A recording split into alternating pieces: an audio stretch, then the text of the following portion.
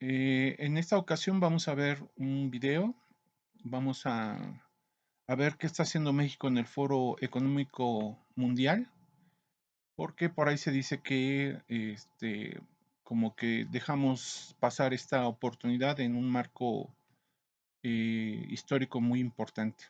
Aquí se muestran cuáles fueron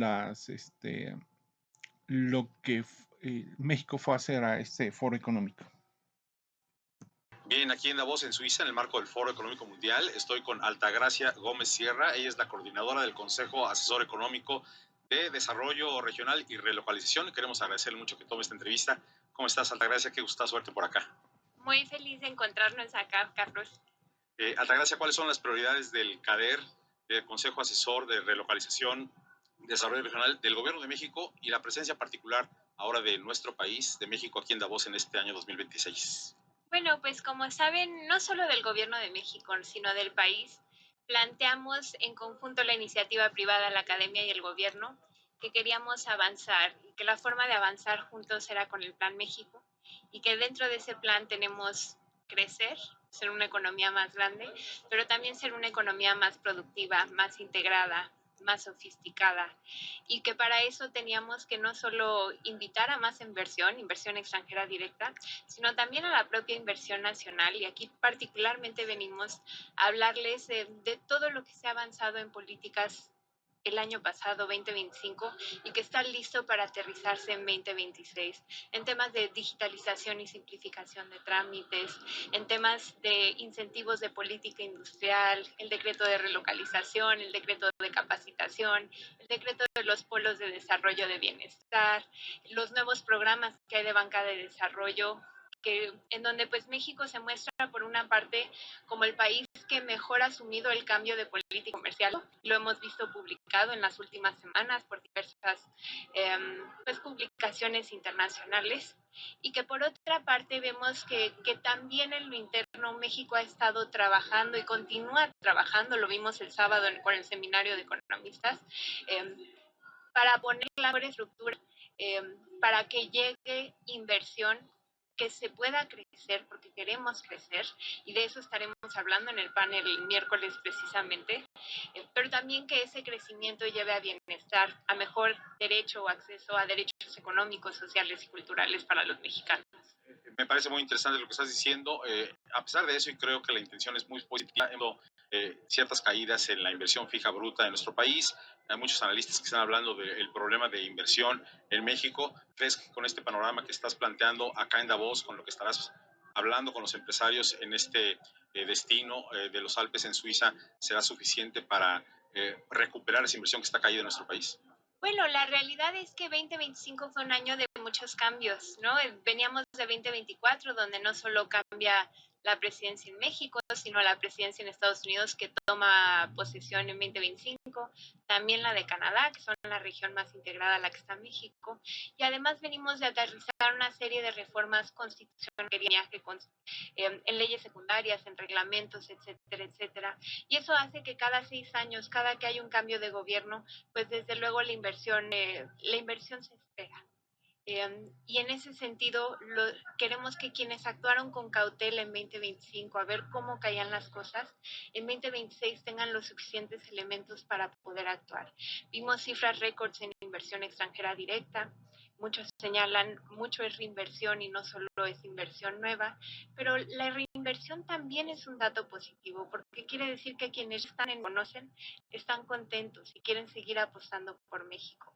Y en ese sentido, pues desde luego venimos al foro a explicar lo que hay, pero también escuchar qué se puede hacer mejor, qué podemos mejorar, qué proyectos tienen, qué políticas les gustaría que se implementaran, que a lo mejor no estamos considerando y puede ser una gran oportunidad. Y venimos desde luego en distintas perspectivas también. Aquí en Davos te estarás reuniendo, qué tipo de sesiones y de reuniones particulares estarás teniendo. Participamos en 3 paneles, uno de política industrial, uno de romper el bajo crecimiento en América Latina, y también tenemos uno mañana con diversos líderes industriales. Y luego tenemos muchas reuniones bilaterales, esas empezaron pues desde luego desde hoy. Hay mucho interés por parte de empresas electrónicas que tienen inversiones en México. Si les parece, no mencionamos nombres. También hemos tenido varias reuniones ya con farmacéuticas y de dispositivos médicos. Tenemos otra que está en el sector energético y participa muy fuerte. En minerales también y commodities ya tuvimos alguna reunión. Desde luego instituciones financieras, tanto tradicionales como fintech.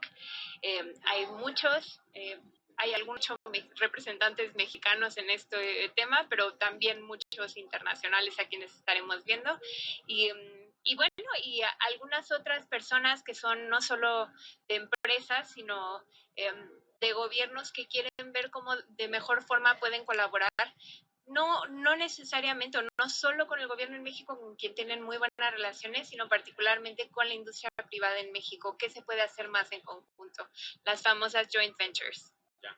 Finalmente, Altagracia, preguntarte, cuando algún CEO extranjero conoce México, de pronto te pregunta, vemos los encabezados de la prensa internacional, hay temas de violencia, los nuevos aranceles de Estados Unidos hacia México y a otros países, el tema de el fentanilo, el tráfico de fentanilo que le preocupa a Estados Unidos. ¿Qué les dices tú a estos empresarios cuando de pronto te dicen, leemos encabezados en la prensa internacional que no son necesariamente positivos para México?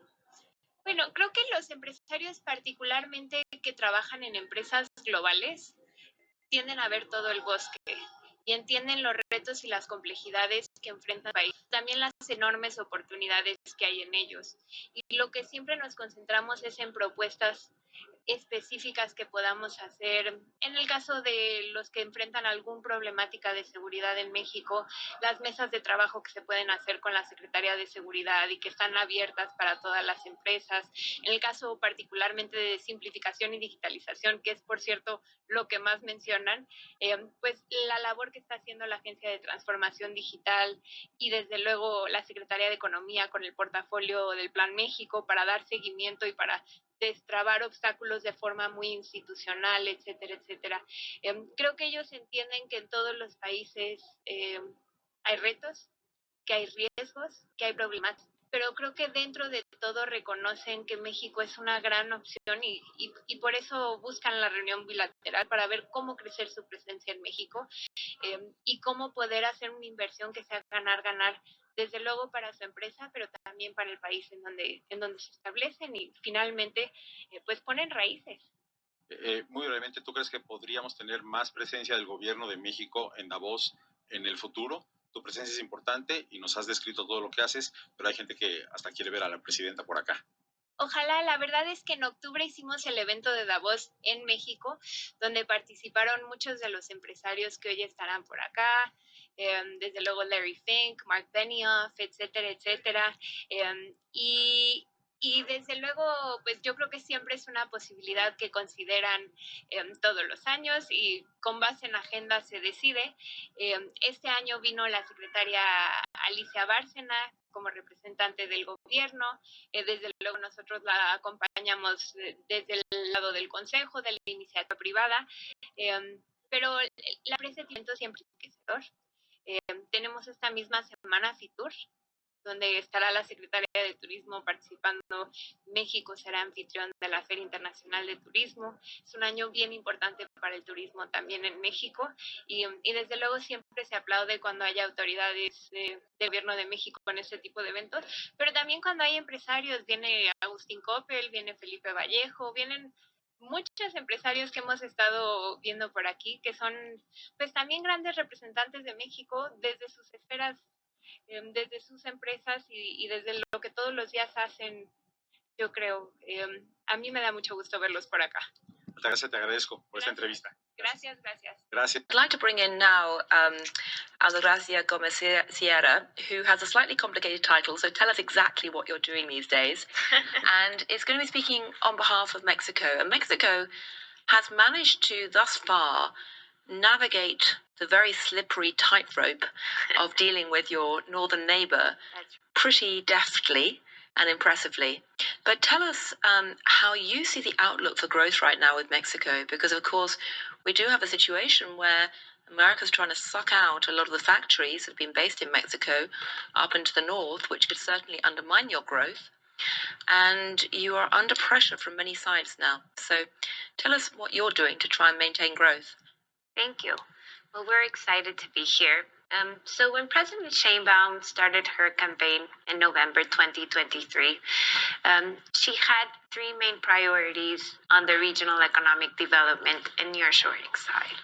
On the one hand, she realized that there was a need to reimagine or transform the relationship that private initiative, academics, and government had of working together.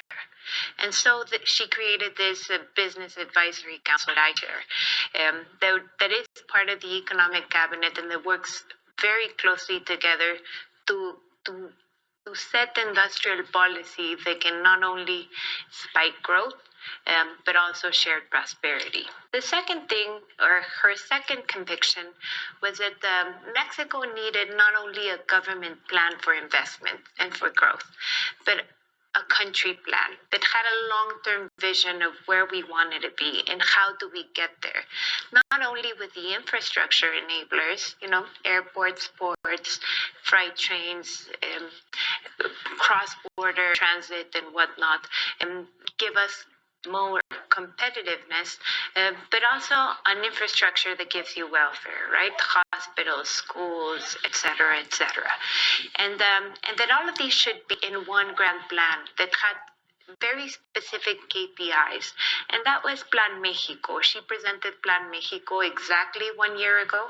Plan Mexico is a plan that was built with private initiative, with the academics in Mexico. It has goals. The first one, the last one, are probably the most general and the most ambitious. We want to be one of the top 10 economies in the world. We're currently number 12. And we want to be a country with less poverty and less inequality. The past 6 years, government policies, particularly the raise in minimum wage, have gotten 13 million people out of poverty in Mexico. And the rest of the goals, number 2 to 12, is how we intend to get there. And some of my fellow panelists have already touched on this. But the goal number 2 is we want that 25% of our GDP is investment, at least by 2026. 25%. 25%, and want to pull it up to 28% by 2030, because that's the only way to break the growth barrier, right? But we also want that we are, as you know, one of the top 6 countries with most engineer graduates and STEM graduates in the world. We have more than double than Brazil yearly. We have more per capita than the United States. And we want this graduate able to have social mobility and labor mobility. And so we want to link them to specialized manufacturing. We have some challenges on simplification and digitalization of permits. And so there's a specific goal on that. We want investments to be able to land in Mexico, not in 2.7 years like it's right now, but in 1 year by the end of the administration. And this is, we have a new ministry for simplification, which its main job is to cut down federal, municipal, and local permits and to homologue them. And when you look at the rest of the goals, they have to do with dual education programs. They have to do with resilience of supply chains. But they also have to do, and to answer specifically your question, to how we navigate a new world. New world in which both the B2B economy, but also considered to be globalization, have fundamentally changed. And where we think Mexico can lead this new wave of both market economies and different way to understand globalization. Mexico is currently number 1 producer of heavy-duty trucks, number 4 of auto parts, number 6 of light vehicles, number 4 of medical devices, the only country in Latin America that produces semiconductors, particularly ATP. We're top 10 countries and 17 of critical minerals, or the most strategic minerals in the world. We have enormous potential for energy, and specifically in renewable energies and transition energies. And so with the most sophisticated economy in Latin America, the second most sophisticated, we believe we have a chance not only to specialize, but also to consolidate. Aerospace industry, also top 9 in the world. And so do this. There is industrial policy that has 5 principles. The first one's, how do we include people we've never included before? Women, young people, small and medium businesses, and south and southeastern part of the country. 2, how do we become more innovative? Because being top 10 in many specialized manufacturing, we still have long way to go in added value. And so how do we incentivize research and development and technology transfer? 3, sustainability. And being herself a doctor in energy and sustainability, we are very committed not only to an energy transition, but also to water efficiency programs. And to communities. How do we impact positively communities through business? 4, digitalization, which is one of her main programs, not only to simplify, not only to homologue, but also to give access to better economic, social, and cultural rights to Mexicans, housing, transportation, and whatnot. And the last one is regional vocations. We recognize that free trade should remain as one of the pillars in the world, but also in Mexico. But we also recognize that for free trade to exist, there needs to be fair trade. And we do celebrate that that policies, even right-wing countries, are looking at trade from a way that says it needs to get better conditions, labor conditions for the working class people. The standard minimum wage of living needs to provide enough quality of life and social mobility, and there needs to be a fight together to eradicate subvaluation, subsidized production, and technical contraband. And so that is kind of the policy that we've been following, and we think there are enormous perspectives, and we can land this correctly. Right. Well, it's very interesting because I hear common themes here from all of you about trying to, 1, double down on the fact you have relative policy stability compared to your northern neighbor. Secondly, that industrial policy is back in fashion. And, in ways it went away, but now, as the IMF says, the policy that had no name now has a name, and people are actually embracing it. Perhaps you're more experienced in some ways in that than others. Thirdly, that as part of that, you are very self-consciously, all of you, trying to adapt to the new reality of the fact that the free market globalization paradigm is no longer dominant. And fourth, that you're looking at things like digitization and inclusion as a very strong thing, in my opinion. What about from Mexico's perspective? I mean, are you more concerned about international instability, internal instability? So Mexico has kind of been an outlier in Latin America for the past maybe 20 years or even a bit more in terms of macro stability, right? We have an independent central bank. We have inflation that is very much stable. No, it had gone up in 2021, 2022, as so did in the world, but it has a very technical elements to deal with macro stability, particularly at a monetary level and at a fiscal level even. No, we're probably one of the countries that has the best ratio debt to GDP, not only in Latin America, but even the OECD. Yeah, right. And the G7. I think you beat the G7. And if you look at all the other factors, right, we have the lowest level of unemployment in the OECD. There is macro stability, but that is not to say there is not a huge challenge and a huge opportunity. And probably, as Minister of Brazil just mentioned, we have a huge opportunity in infrastructure. No, we're currently, yes, the 12th economy, but then number 59 in logistical competitiveness. And so there is a huge bridge you can still walk through if there is mixed investments on key infrastructure that we can grow.